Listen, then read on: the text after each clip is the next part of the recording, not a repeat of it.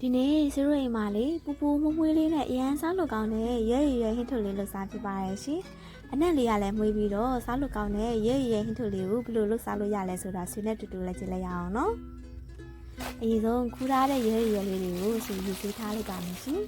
။ရဲကိုလေဆွေတို့ကဒီလိုဟင်းထုတ်လေးလည်းထုတ်စားရပေါ့နော်။ပြီးလို့ရှိရင်လေငဖယ်လေးနဲ့လည်းဟင်းထုတ်စားဖြစ်ပါရဲ့ရှင်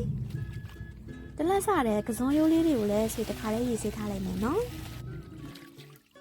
ဟင်းထုတ်တဲ့ကိုထည့်ဖို့အတွက်ပိုင်းပစ္စည်းလေးတွေကိုလည်းဆွေအစင်းနဲ့ပြထားလိုက်တယ်ပေါ့နော်။ကစွန်ရိုးလေးနဲ့ကော်ပီလေးကိုဆွေပပလေးလှီးထားပါရဲ့ရှင်။ရွှေပြုံသီးလေးကိုတော့ဆွေချစ်လေးနဲ့ချက်ထားရပေါ့နော်။ဒီနေရာမှာကိုအစင်ပြေတဲ့အသီးရွက်လေးတွေထည့်လို့ရပါရဲ့ရှင်။အရသာအနေနဲ့စားနဲ့အချိုမှုလေးအနှဲငယ်ထည့်ပါမယ်။ပြီးရင်တော့ထောင်းထားတဲ့ကြက်တော်ဖြူနဲ့ငရုတ်ကောင်းလေးထည့်မယ်။ပြီးရင်စနင်းမုတ်လေးနဲ့စီလေးအနှဲငယ်ထည့်ပြီးတော့ဆွေတို့အရသာရည်နဲ့တမသွားအောင်နဲ့ထားလိုက်ပါမယ်ရှင်။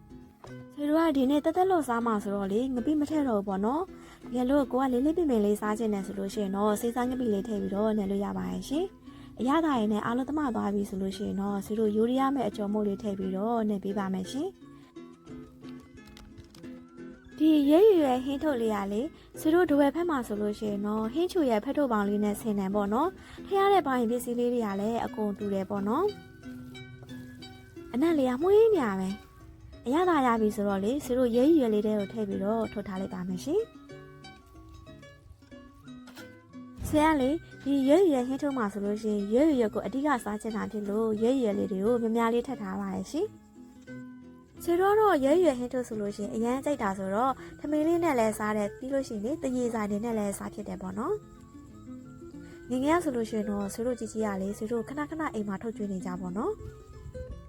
ဆွေတို့ကဒီနေ့တက်လို့ဆိုတော့လေအသားငါးတွေမထက်တော့ပေါ့နော်။ဒီမှာလေရဲရဲကိုလေငဖယ်လေးနဲ့ထုတ်စားလို့လည်းရတယ်ပြီးလို့ရှိရင်လေပစုံလေးနဲ့ထုတ်စားလို့လည်းရတယ်ပေါ့နော်။ငခုကလေးနဲ့ဟင်းချက်စားမယ်ဆိုလို့ရှိရင်လည်းအရန်စားလို့ကောင်းတယ်။ဆွေကတော့လေရဲရဲဆိုလို့ရှိရင်ဘလို့လုပ်စားလို့စားအကုန်ကြိုက်တယ်ပေါ့နော်။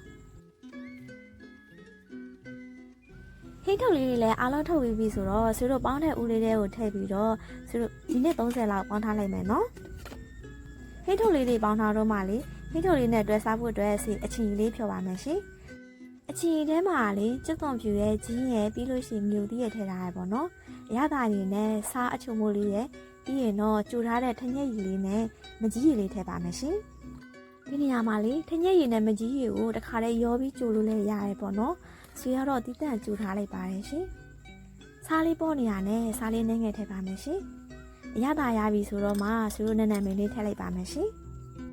ကဲဆွေတို့ရဲ့အချီကြီးလေးရလည်းရပါပြီရှင်။ပေါင်းထားတဲ့ဟင်းထုတ်လေးတွေကလည်းဒီလောက်ဆိုလို့ရှိရင်တော့ကြက်ပြီပေါ့နော်။ဒါဆိုဆွေတို့စားဖို့ပြင်လိုက်မယ်နော်။ဟင်းထုတ်အနက်လေးကမှုရင်းနေရပဲ။ကဲဆွေတို့ပူပူလေးနဲ့စားကြရအောင်နော်။ဆွေကလေကြက်သွန်ကြော်လေးနဲ့စားချင်တာဖြစ်လို့ဆွေကြက်သွန်ကြော်လေးကိုဖြူထားလိုက်ပါရဲ့ရှင်